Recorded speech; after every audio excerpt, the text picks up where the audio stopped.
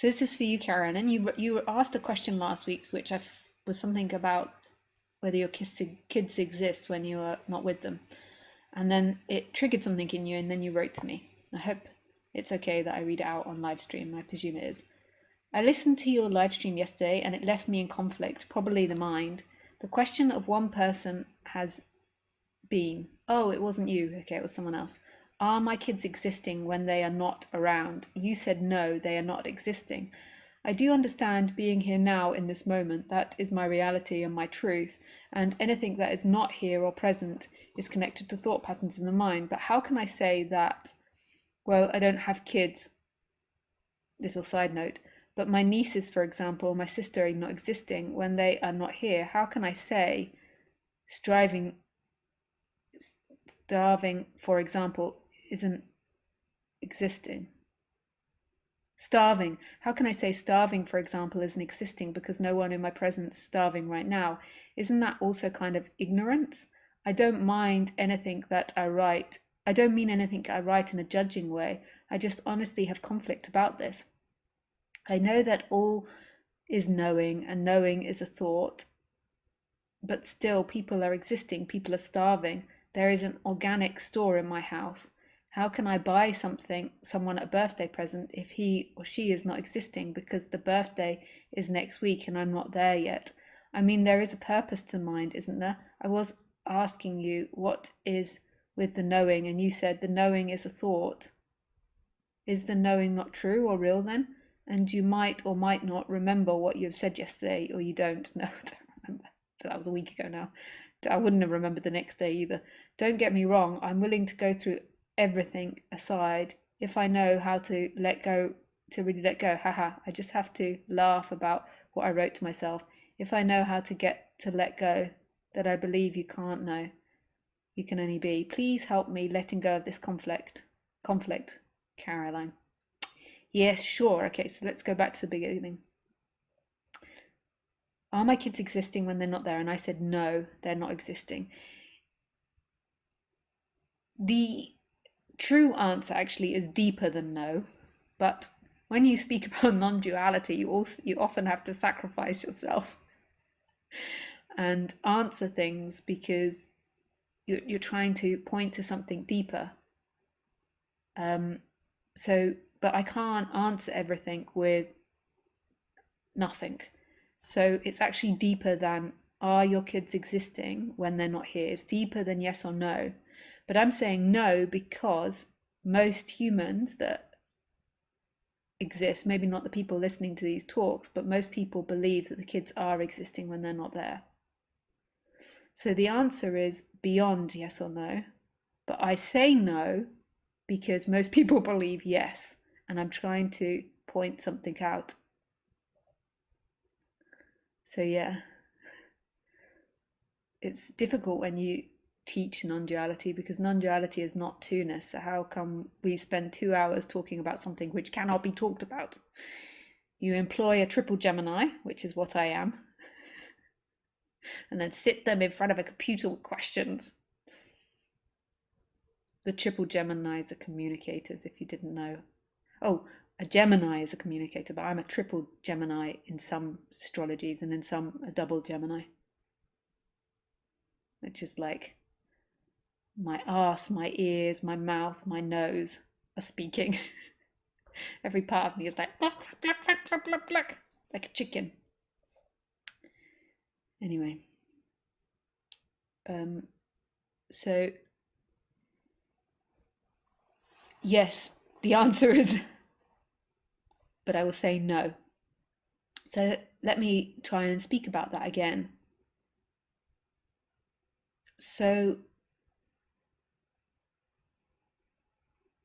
if you think of a computer game like Super Mario Brothers, so I'm sure most of you know Super Mario Brothers, and the main character is called Mario.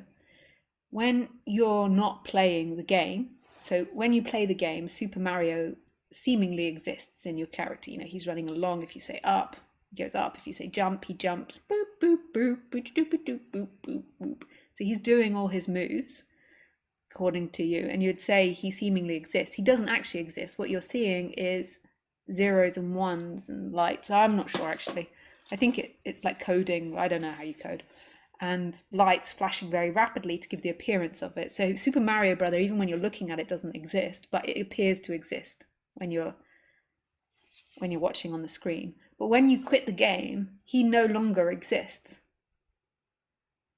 But he exists, as in we can say, oh, I was just playing Super Mario, or we can talk about Super Mario because all of us know it. But because nobody's actually playing the game and he's not on the screen, all that coding disappears back, or those lights that were flashing that made him disappear into whiteness or whatever they disappear into.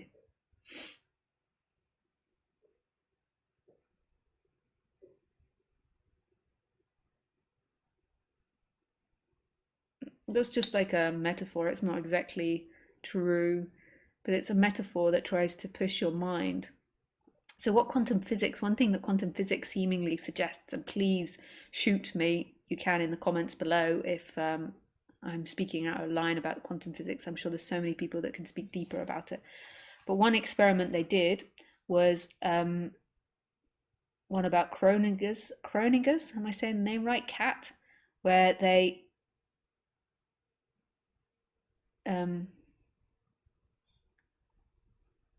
man, I haven't thought about this for a long time, where they discovered that the cat was dead and alive simultaneously. Yeah, I've forgotten that experiment totally. My apologies again in the comments. You can put it in so people can read it. But basically, what quantum physics began to suggest um, is that nothing is certain. Everything is all possibilities until it's looked at. So particles, I'm not even sure if it's atoms, but particles are in all possibilities until it's looked at. That is freaking mind blowing. And this is why quantum physics and relativity can't quite work together. So quantum physics works as an explanation of what's happening, and oh no, that's string theory, I think. Oh, far out. My brain is terrible at remembering things. I know all these things in my unconscious because I've learnt it for so long, but I can't necessarily always communicate it. Yes, but anyway, quantum mechanics suggests that particles, when they're not looked at, they exist as all possibilities. That is freaking amazing. So it's only once they're looked at that they come into form. And this just like blows up your mind, and then like brings in law of attraction, like all these different things, like the nature of who is looking. It's really, if you want to learn more about it, even though it's very superficial, there is a film out there which is related to spirituality called What the Beep Do We Know? Somebody can put that in a link down below.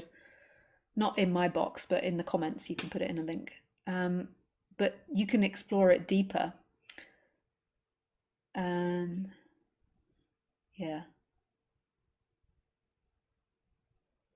You can most probably also link other videos where I actually remember all these different things and explain them.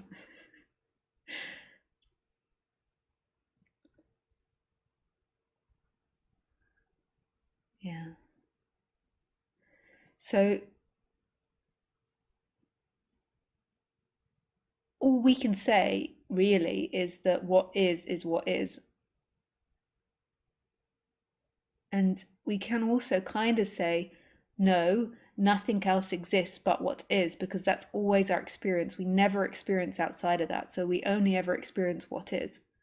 But I could also see how you could just drop into no answer because it is unknowable whether things exist outside of this or don't. Our experience is nothing exists outside of this. And to me, that's the most important part, your experience, not what somebody teaches you or not what you think about or not what you imagine. It's the actual experience that's the most important. It's dead exciting.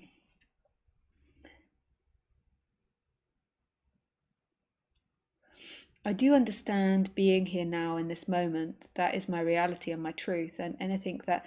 But then again, who is here in this moment? There's still someone that knows about being here in this moment. There's not actually someone that could be here in this moment. There is the movement of awareness, of personal awareness, which is telling the story of putting its attention here and staying focused on this moment rather than thinking. But there's something that is conscious of that. And who is it that's conscious of that? Who knows that?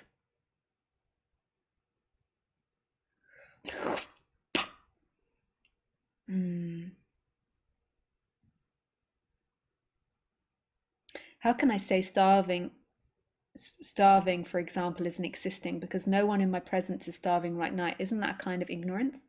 So notice how your mind has gone to a suffering. So it's like all the starving people in the world. How can we say they don't exist? Isn't that kind of an ignorance?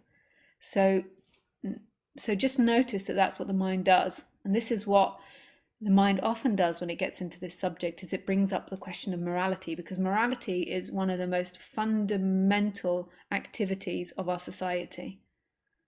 Like, our society is built on laws and rules which come back to, in the end, I suppose, some form of morality, that it's fair that this person owns this house, this person owns this house, this is da da da da da. We have all these laws, we have courts, we have judgments, and we all live abiding to these rules, which you could put back to a morality, that we as a group have moral obligations to live by. So when I question you and the nature of reality, you go back to morality. And that's often what happens, because we as humans are terrified of living without morality and without rules and regulations, because we fear the chaos of that. We fear being mistreated, because we've got to a stage now in the West where we don't live exactly in a fair society, but it's maybe the fairest society that we've seen for a very long time. Like, I look into history and I look at, yeah, I listen to other stories and I just think I'm so lucky to be alive now. And this might be a brief time, because we might be coming to a very high control period of time. We don't know.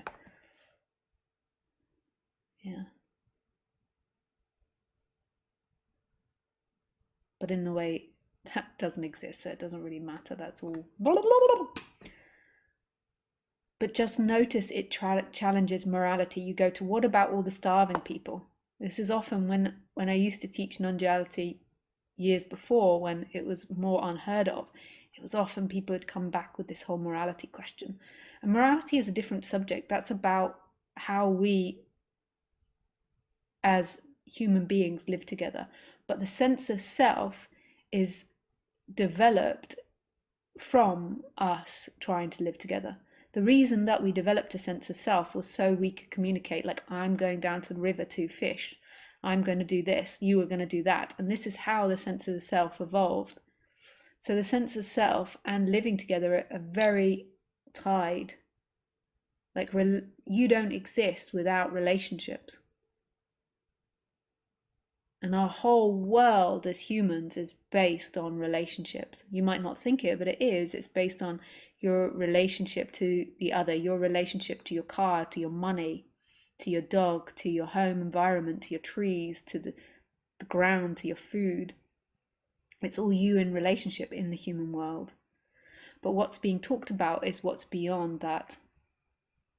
And what's beyond that is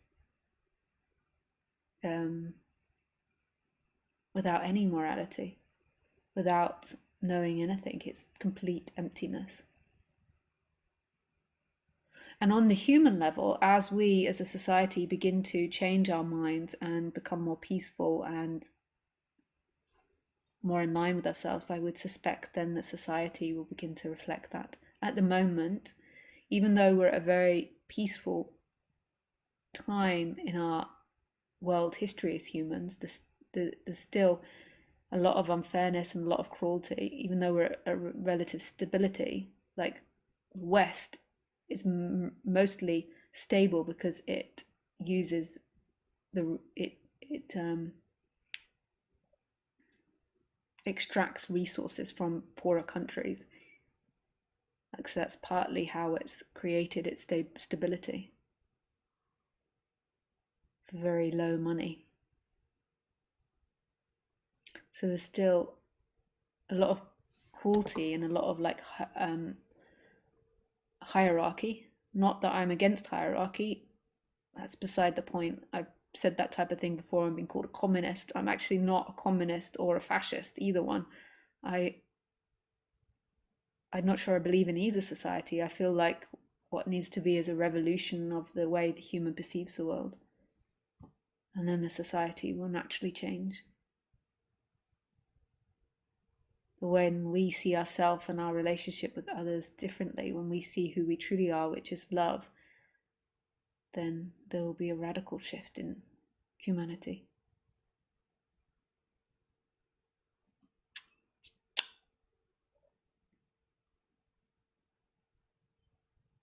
I know that it's all knowing, and knowing is a thought. Yeah, I don't know what you mean by that. I know that other people teach it differently, but the knowing, the consciousness is not a thought. Thoughts arise in that consciousness. And if you're using consciousness as knowing,